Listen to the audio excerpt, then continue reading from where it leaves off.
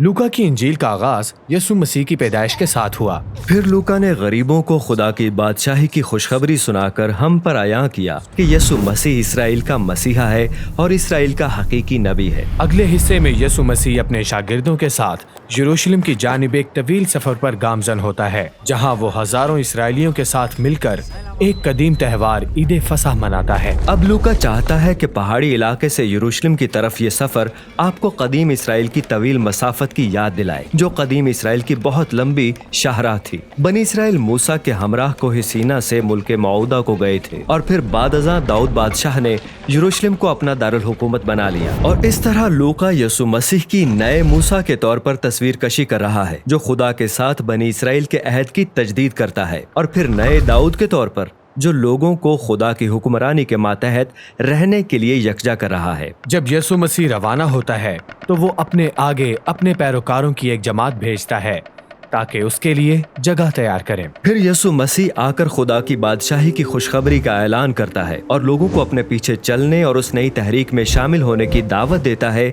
जो खुदा इसराइल में शुरू करने जा रहा था। यसु मसीह की बहुत सी तालीमात और तमसीलात हैं, ख़ुसूसन इसके मुतल्लिक कि यसु मसीह की पैरवी में चलना आपको अपनी दौलत के बारे दोबारा सोचने पर मजबूर करेगा। आपको अपने तनाज़ात कैसे हल करना होंगे और आपको गरीबों के साथ कैसा सलूक करना है। यसु मसीह हर शहर में ऐसे लोगों की जमात कायम करता गया जो मुकम्मल तौर पर नए अंदाज में जीना सीख रहे थे, ताकि लालच फयाजी में और गुस्सा और नाराजगी मुआफी में बदल जाए। और यसु मसीह की इन जमातों में सब बाहर वालों को खुशामदीद कहा जाता। जी हाँ, गरीबों के लिए खुशखबरी ये लूका के खास मौज़ूआत में से एक है। जी हाँ, इस हिस्से में आप यही सब कुछ पाएंगे। बाहर के लोग जिनको वो शिफा देता है, हराम कारों तक वो पहुंचता है, महसूल लेने वालों को वो शामिल करता है, यही सब लोग यसु मसीह की बादशाही का अमला थे। और इसराइल के मजहबी रहनुमा ये देखकर उस पर तनकीद शुरू कर देते हैं। अगर ये हकीकत में खुदा का नबी है तो गुनाहगारों को क्यों कबूल करता है और उनके साथ खाना क्यों खाता है। जी हाँ, ये हिस्सा ज़ियाफ़तों की जंग की तरह है। यसु मसीह इन ज़ियाफ़तों की सलामत के तौर पर बयान करता है कि यहाँ खुदा की बादशाही बीमारों और गरीबों के वास्ते है।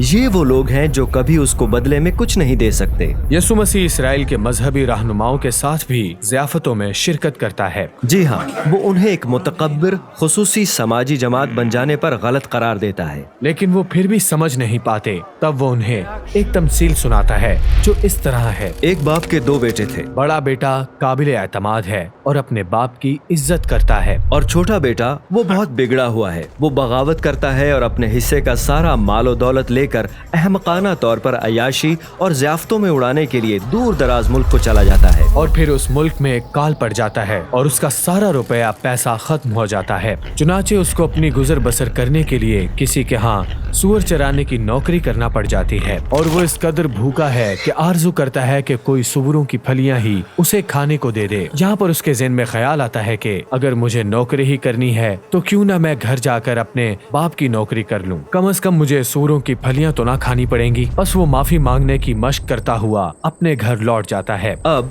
इसके बाप को यकीन है कि उसका बेटा काल में नहीं बचा होगा, लेकिन फिर एक दिन वो देखता है कि कोई सड़क पर चला आ रहा है। ये तो मेरा बेटा है, ये मरा नहीं। और यूं बाप अपने बेटे की तरफ दौड़ता है और अपने बेटे को गले लगा लेता है और उसे बार बार चूमता है। बेटा अपना बयान शुरू करता है। ऐ बाप, मैं इस लायक नहीं कि तेरा बेटा कहला सकूं। तू मुझे अपने नौकर के तौर पर रख ले। लेकिन उसके अपनी बात खत्म करने से पेशतर ही बाप अपने नौकरों से कहता है कि जाओ और उम्दा पोशाक लाओ और उसके पाँव में जूता और हाथ में कीमती अंगूठी पहनाओ और एक बेहतरीन ज़ियाफ़त तैयार करो। ये खुशी मनाने का वक्त है। अब दिन ढले, दूसरा बेटा सारा दिन खेत में काम करके घर पहुंचता है और उसको पता चलता है कि उसका भाई जो एक मुद्दत से बिछड़ गया था घर लौट आया है और उसकी खुशी में ज़ियाफ़त की जा रही है। वो नाराज हो जाता है और सोचता है कि मैं हमेशा अपने बाप का ताबेदार रहा हूँ, उसने मुझे कभी इस तरह की ज़ियाफ़त नहीं करने दी। और फिर खानदान के लिए जिल्लत और शर्मिंदगी का बायस बनने वाला ये शख्स घर आता है और ये उसके लिए खुशी मना रहे हैं। ये तो बहुत गलत है। वो ज़ियाफ़त में शरीक होने से इनकार कर देता है। लिहाजा बाप बड़े बेटे को बाहर आकर मिलता है